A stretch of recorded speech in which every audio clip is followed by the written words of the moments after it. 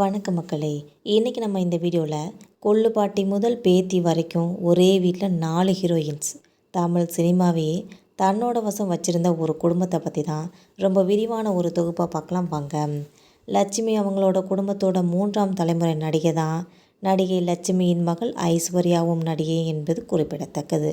அதாவது 4வது தலைமுறை அம்மா லட்சுமி பாட்டி ருக்மணியோட அர்ப்பணிப்பு ஐஸ்வர்யா கிட்ட இருந்ததுனால இன்னும் மேம்பட்ட ஒரு நடிகையாகவே பார்க்குறாங்கன்னு சொல்லலாம்.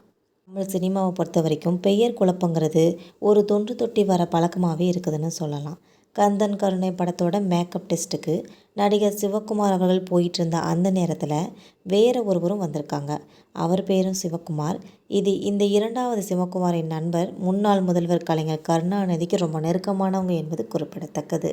அவரை சந்திக்க போனப்போ தான் நடிகர் சிவகுமாரையும் கூப்பிட்டு போயிருக்காங்க. மேக்கப் டெஸ்ட்டு விஷயத்தை கலைஞர்கிட்ட நண்பர் அவர்கள் சொல்லியிருக்காங்க. உடனே கலைஞர் கருணாநிதி அவர்களும் படத்தோட தயாரிப்பாளருக்கு ஃபோன் செஞ்சு சிவகுமார் நம்ம பையன், அவனுக்கே வேடத்தை கொடுத்துருங்கன்னு சொல்லியிருக்காங்க. ஆனால் அந்த வாய்ப்பு இந்த 2வது சிவகுமாருக்கு கிடைக்கல. முதல் சிவகுமாருக்கு தான் கிடச்சிருக்கு. கலைஞர் சிவகுமார் என்று தான் சொன்னாங்க. எந்த சிவகுமார்னு சொல்லலை. இந்த பெயர் குழப்பத்திற்கு அப்புறமா 2வது சிவகுமார் தன்னோட பேரை விஜயகுமார்னு சொல்லி மாற்றிக்கிட்டாங்க.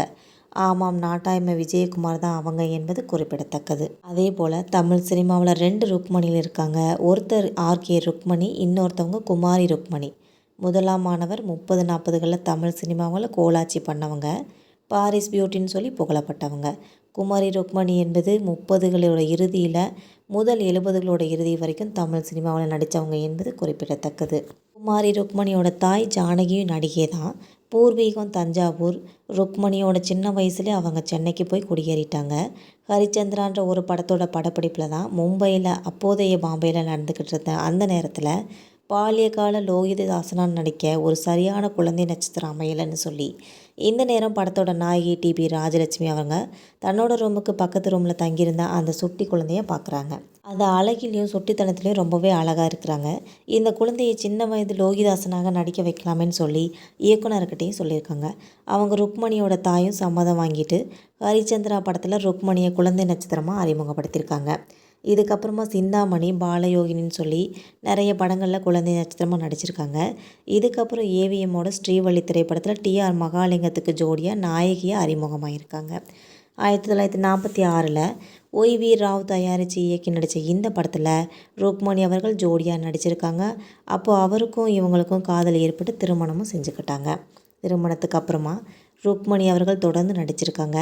1955 முல்லைவனம்ன்ற திரைப்படத்தில் தான் அவங்க நாயகியாக நடித்த கடைசி படம் என்பது குறிப்பிடத்தக்கது. இந்த மாதிரி வகையில் தான் லட்சுமி அவர்களும் குடும்பத்தோட 3ஆம் தலைமுறை நடிகையாக இருந்திருக்காங்க. நடிகை லட்சுமியோட மகள் ஐஸ்வர்யாவும் இப்போ நடிகையாக நடிச்சிருந்தாங்க. அவங்க 4வது தலைமுறைன்னே சொல்லலாம். அம்மா லட்சுமி பாட்டி ருக்மணியோட அர்ப்பணிப்பு ஐஸ்வர்யா கிட்ட இருந்ததுனால இன்னும் மேம்பட்ட ஒரு நடிகையாக எல்லாருக்குமே தெரியுறாங்கன்னு சொல்லலாம். 4 தலைமுறை கலை குடும்பம் ஐஸ்வர்யா ராய்க்கு அப்புறமா அவங்களோட வாரிசு யாராவது இந்த கலை உலகத்தில் தொடருவாங்களாங்கிறத பொறுத்து தான் பார்க்கணும். இந்த வீடியோ உங்களுக்கு பிடிச்சிருந்தா மறக்காமல் சப்ஸ்கிரைப் பண்ணி பெல் ஐகானை கிளிக் பண்ணி வச்சுக்கோங்க. தேங்க்யூ.